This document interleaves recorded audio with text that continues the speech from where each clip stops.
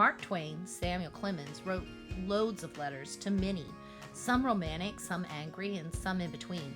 Historians that studied his letters and notebooks found that Twain created many different forms of crossing out text, and he used them quite creatively.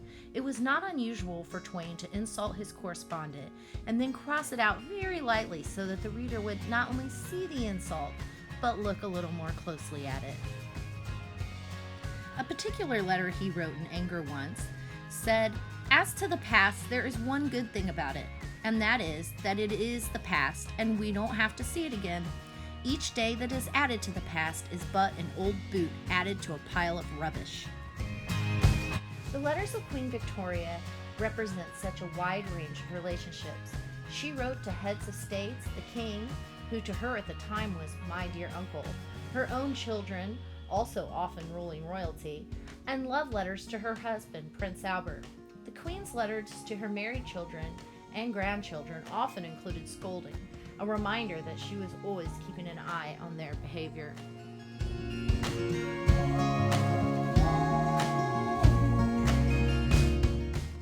I adore reading the correspondence of John Keats, one of the Romantic poets, that he kept with Fanny Brawne.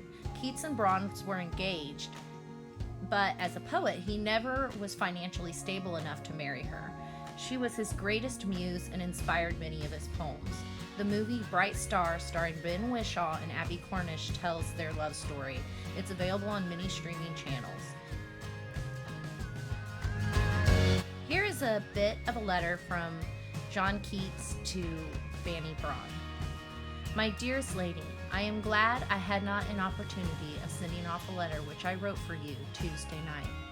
The morning is the only proper time for me to write to a beautiful girl whom I love so much." Here are some tips to make letter writing a little more fun. Try creative greeting. Include some drawings. Tell about how you are different instead of just listing where you live, what your hobbies are, how old you are. Tell about what makes you special.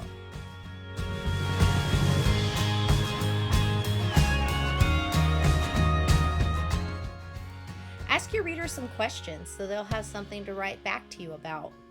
Let your friend know how thankful you are for them and for everything that they're doing. Tell your friend what musicians you're listening to right now, or maybe share some favorite song lyrics. And finally, I'm not encouraging fake news, but if you wanted to include a little story in there and make the letter just a little bit more fun, I don't think there's anything wrong with adding something a little extra.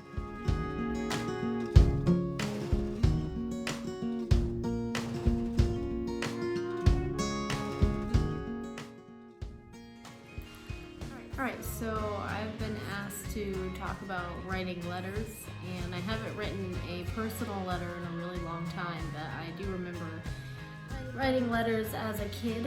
I remember having a pen pal, a little kid in another country I used to talk to through letters, but I mostly remember writing letters to my grandparents, especially my great-grandma who lived in Ohio.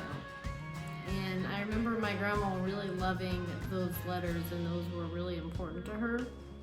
And I would say that the biggest thing that I learned was just how much older people have to share and how much knowledge they have. I learned a lot from the letters that she would write back to me, but also just how to share a story and almost journal to another person through the letter that you're writing.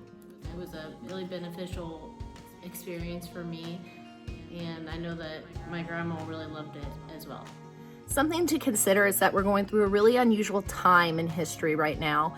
This is something unlike anything that's happened in recent history, and so writing letters or keeping a journal will be a really good way to document our experiences and to share with future generations what it was like.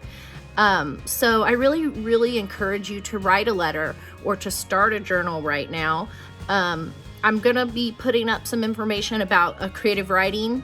We'll make our creative writing club virtual for the time being, and I'll share prompts and things like that to write about, so be watching for that. But I do encourage you to take a moment to sit down and write down your thoughts and share them, whether it's in a letter or a journal.